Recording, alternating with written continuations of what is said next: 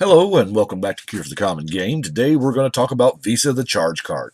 I'm sorry, Vorel the Hulklad. Now, I love me some charge counters, and I always have. Every once in a while, they'll make a charge counter. Of course, obviously, we had the two blocks in Mirrodin where they went charge counter nuts. Every once in a while, they'll make a charge counter card, and you look at it and you go, wow, this is pretty neat, but you've got to use it an awful long time in order to get it up to where you want it to be. So when Vorel here come out in the maze, I was like, you know what? This looks like a charge counter kind of guy. Now, there's a few cards that automatically, when you read him, you instantly think of, well, we've got to have the Contagion Engine, the Contagion Clasp, the Rumming Bird, and Gilderbairn. Because those are all about getting counters on your permanents, and that's cool. And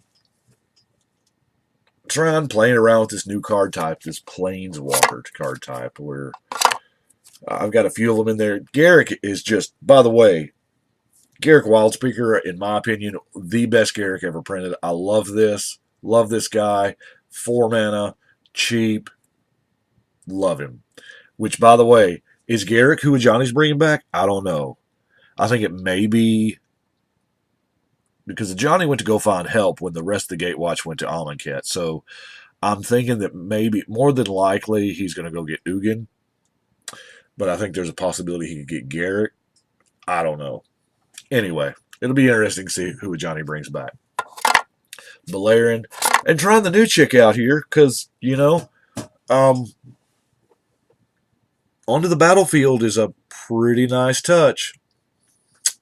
Especially when you're proliferating her every turn, and there's going to come a point to where you're like, okay, every permanent card that's on top of the deck just smacks into play. So let's look at charge count. Well, we'll do though mana rocks first. These are the normal, what I call normal mana rocks, that are just, tap, add mana. And these are the charge counter mana rocks. Now, obviously, these are going to get way better the longer the game goes and the more you can proliferate. And Astral Cornucopia is the shiznit, I'm telling you. So, since we're into living large on charge counters, we have got our card draw, which is the Otherworldly Atlas, which I've been playing with. A good friend of mine showed me this card years ago to when AR came out. And, man, this is a beautiful card. Thanks, Matt. Energy Chamber, you get an extra counter. Eternity Vessel is really, really sweet. I love the card.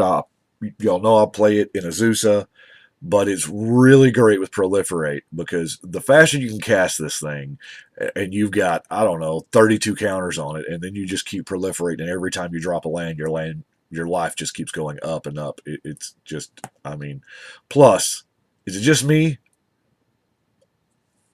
Or does that shit look like Home Tree? I'm just saying. I'm trying to see if there's any. No. Okay. Now, keep in mind, Sun Droplet here says at the beginning of each upkeep. So, as where we don't have a whole lot of creatures. Y'all have seen the 3 creatures that we've got. So, that's the reason why we've got stuff like Evacuation and Propaganda, things like that, to kind of protect us, as much as possible. Although the idea is that's the guy that's just sitting over there in the corner doing something with charge counters. Lightning Coils is pretty neat because especially if you can get that sweet spot to where, because it triggers during the upkeep if you've got 5 or more. So if you can, like maybe with your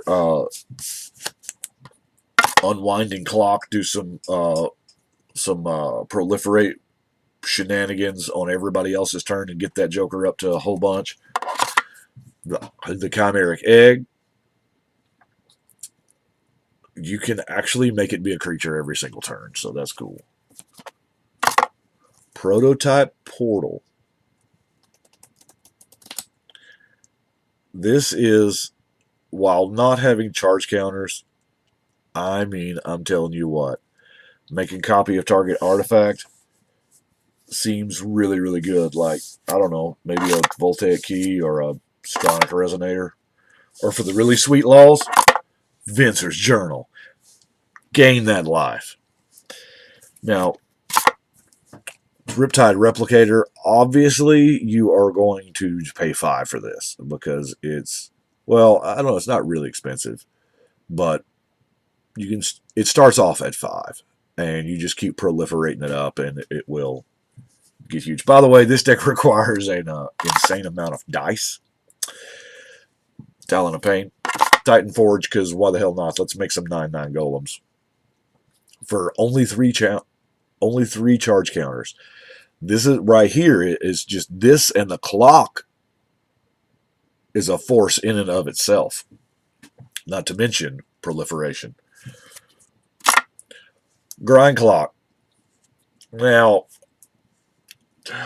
milling is not really a hardcore strategy in this particular deck, but it can be with just this one card.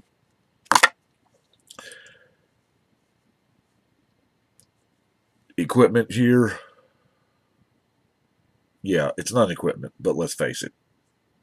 It's an equipment. Serum Tank.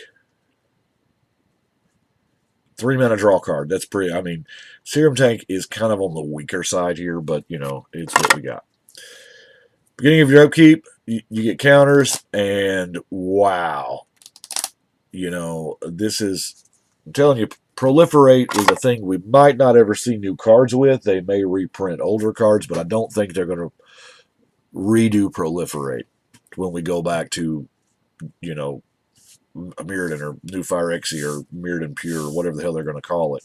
Or Return to the Jedi moment, you know, the third movie where we go back and we make everything right and all of a sudden Karn's good and we're back to metal grass and no oil and whatever. It'll happen. Orochi Hatchery. Man, you want to talk about some creatures. You just snake overrun. Okay, clock, proliferate. Wow. Opaline Bracers.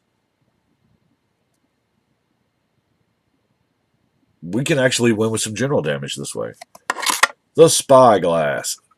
See, you're going to sack a land, do this once, and then I feel like from then on, I haven't actually drawn this card yet, but I feel like we're going to sack a land to put a challenge counter on it, and we're just going to leave it on there till we proliferate it up and, you know, spend 3.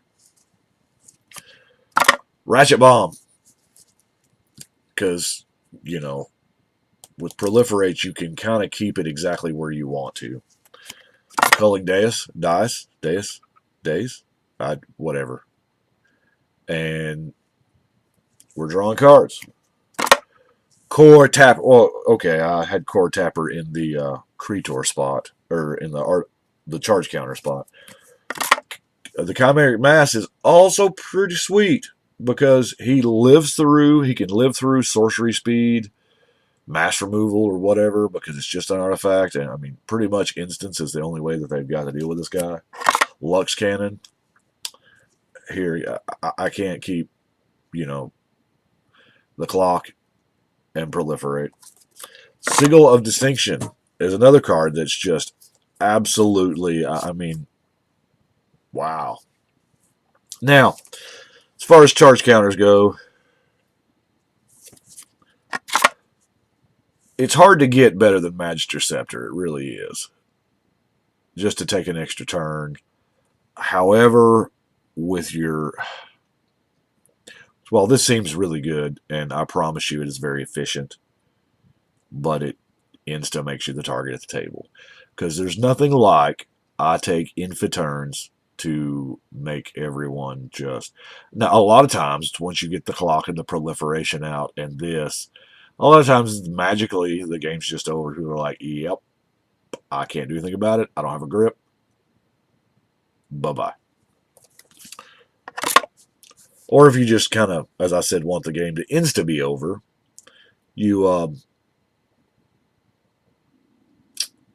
the problem is you're putting 4 down and you're not doing anything. It has to actually be alive still during your upkeep to get the first charge counter on it. So you've got to have the first charge counter before you can go nuts, obviously, with proliferate. But once it's got one, man, you're on your way.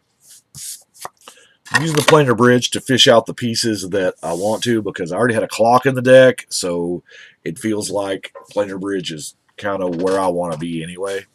And there's a possibility with the cornucopia that I could eventually just tap the cornucopia and the bridge, and yeah, it's that ridiculous. Utility cards. Stroke of Genius is going to draw me something. I'm going to fill my hand back up with the time and fabricates my tutor.